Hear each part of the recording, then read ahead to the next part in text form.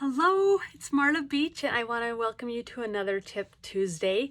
I've got something a little different today and it's something that I'm just learning about, so I'm hoping that I can express it to you right. I have a guest on my podcast again this week, and she was teaching me about the shame versus guilt and the difference between the two. Now, I've learned a little bit about shame and blame, and I've learned about what shame is, but I hadn't put guilt into it and how that can actually be a good thing. All right, so let's see if I can figure this out. Okay, so when we feel guilty about something, it points us to something that makes us know it's something that we don't align with. We don't believe in that. That doesn't feel true to our values. So guilt, a healthy amount of guilt, can help move us to make a change and to do something that we should do. It's just something that we did that we can change. Shame is deeper than that, because shame makes you feel like you are bad, not what you did was bad. It's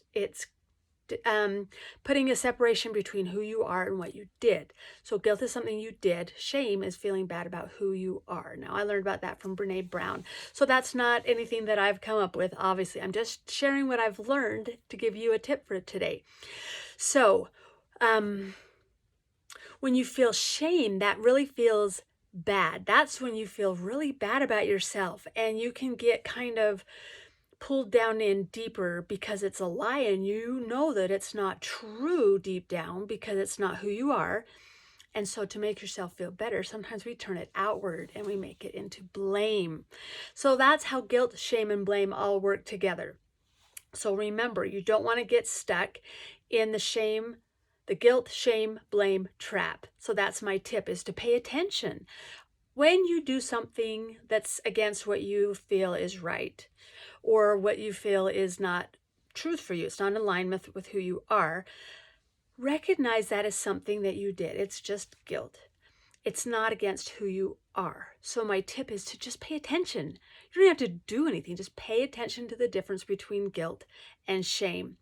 And if you do get pulled into the shame trap, where you start feeling really bad, and so you want to push it out on somebody else, you want to blame somebody else for it, that's a good place to stop it, right?